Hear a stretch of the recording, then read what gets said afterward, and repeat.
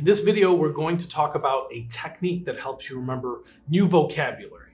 Now, that could be new vocabulary in your native language or your current language. It could be new vocabulary in another language as well. But the technique is called the similar sound technique. And I want to explain how it works because it's very effective. So here's how it works. Let's start with a word that you're already familiar with, claustrophobia. Let's say we were trying to teach this to a young kid, maybe they're like 7 or 8 years old, and we just don't know what that word means, or that kid doesn't know what that word means at this moment. But we're trying to teach that word to them. So claustrophobia. The similar sound technique requires that you find a similar sound in there that could remind you of something, like a visual. So claustrophobia. I'm sure if you look at claustrophobia, what would a little kid kind of relate to in claustrophobia? Maybe the sound, similar sound of Claus. Now Claus kind of sounds like Claus as in Santa Claus. Now Claus also sounds like closet. Claus could also sound like the claws of a monster, right? But we might go with the Santa Claus option for teaching this to a young kid. So claustrophobia, what exactly is the meaning? Well, claustrophobia is the fear of closed, tight spaces, right? Now, we need to teach that to the little kid. Claus, Santa Claus, has nothing to do with that imagery. We're going to force Santa Claus to get involved with that meaning. So we need to associate the two, Santa Claus and a fear of closed spaces. So I would tell this little kid, I want you to imagine that Santa Claus is afraid of getting stuck in tight chimney spaces. He's afraid of those tight chimneys. And maybe you imagine it's Christmas Eve, middle of the night. Santa Claus gets stuck in a chimney and you just hear someone yelling for help outside. Whole neighborhood wakes up, sees that Santa Claus is stuck in the chimney. You know, fire truck comes, they gotta help Santa Claus out, and he's just yelling, he's terrified. Now, again, this is a purposely exaggerated kind of visual. It's done on purpose because we know we'll remember things that are weird. But if we tell this little kid this outrageous scenario of Santa Claus getting stuck in a chimney and reminding them that Santa Claus is afraid of tight chimney spaces, and we're going to use that to remember that claustrophobia is related to the fear of closed spaces. Well, then when they see that word later on, maybe when they start reading and they encounter that word, or if they have a test on new vocabulary, when they see claustrophobia, they're likely to remember, oh yeah, that similar sound reminds me of Santa Claus. And then they'll remember that whole scenario and remember the meaning, hopefully. Now we move on to maybe another word. And let me give you a word because you may have already been familiar with claustrophobia. What if I give you a word like balloonphobia? Do you know what this means? Without looking it up, balloonphobia is the fear of needles. The fear of needles. Now, phobias are extreme fears. Most people don't like getting stuck with a needle, but this is the extreme fear of needles. How do we remember this? Balloonphobia.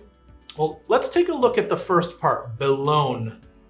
Not the phobia part, because you probably already know phobia means the fear of. So we focus on balloon.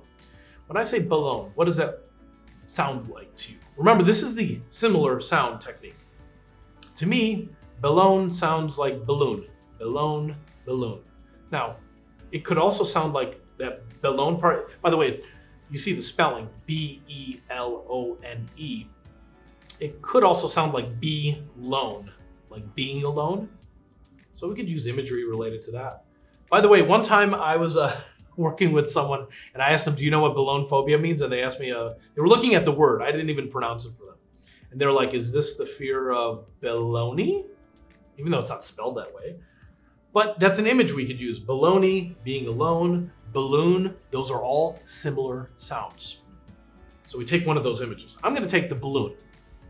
So I imagine a very big balloon, and I want to be specific. You want to be specific. I would picture a giant red balloon.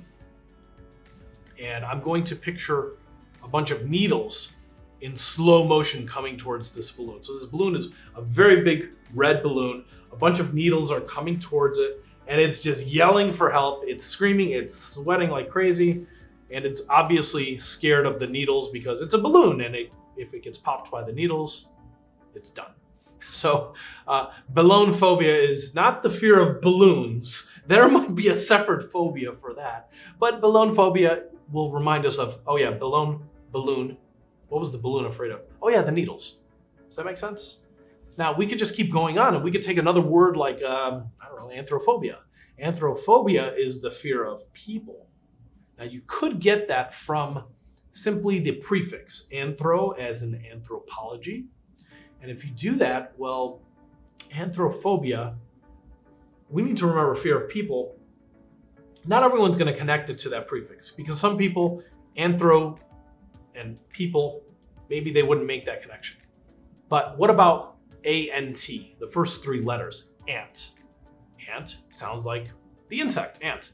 By the way, ant also sounds like an ant, like a relative in your family. So again, remember, this is not the exact spelling technique. This is not the exact sound technique. This is the similar sound technique. So we could use the ant in your family. We could use an ant, the insect. We could use anthro if we made that connection. But there's also even in the middle of the word, we have the word, not really word, but the sound throw. So maybe you have something related to something being thrown. Now, I would just go simple here with anthrophobia, the fear of people, ant. I'm going to use the insect. I would imagine a bunch of ants simply afraid of people stepping on them. But I would actually picture the scenario, and you want to do this as well. A bunch of ants, maybe there's a little ant village with like millions of ants, and just imagine like human footsteps just crashing down upon this poor little ant village. And of course, the ants are afraid of people. There's a widespread panic. Everyone's running for cover. And of course, the ants are afraid of people stepping on them. Anthrophobia, fear of people. Not the fear of ants, fear of people, right? The ant is just part of the similar sound. And we can do this with other languages. So we just used a few words from English. What if you're learning Spanish and you have a word like barco? Barco is a boat in Spanish. Well, when I look at the word B-A-R-C-O, I'm looking at bark at the beginning, or bar. So I could use any one of those images. I would use bark. Bark reminds me of a dog. And I would picture a dog stranded at sea. Now I might picture this image of a dog stranded at sea in a boat. You might picture another image of a dog stranded at sea. But the idea is the same. You can take these words, find a sound, and connect them to a meaning. Let's take a German word, Kino. Kino is a cinema, a movie theater. Kino, K-I-N-O. Very similar to rhino. When I saw that word, I was like, Kino, what's the closest word I could think of that's like Kino? Rhino. Kino, rhino, similar sound. So I would imagine being in a movie theater and halfway through the movie, a bunch of rhinos bust through the screen and start running around and chasing people. You know, this is going to have to be a little violent and gory. Imagine people getting stepped on and the whole terrible situation of rhinos running through a crowded movie theater. Again, it's not the fear of rhinos. It's not, a phobia. This Kino is simply a movie theater, but it sounds like rhino. And I'm Polish, so I can teach you a Polish word. The word dom. Dom just sounds like, well, first of all, what is the meaning? Dom is just your home, your house. Dome kind of sounds like dome, like a dome, a snow globe dome. You might picture your house encased in a snow globe, or you might picture a house shaped like a dome. But dome is home. So you can use this in a variety of ways. Obviously, there are some words that are going to be easier to kind of find those similar sounds than others.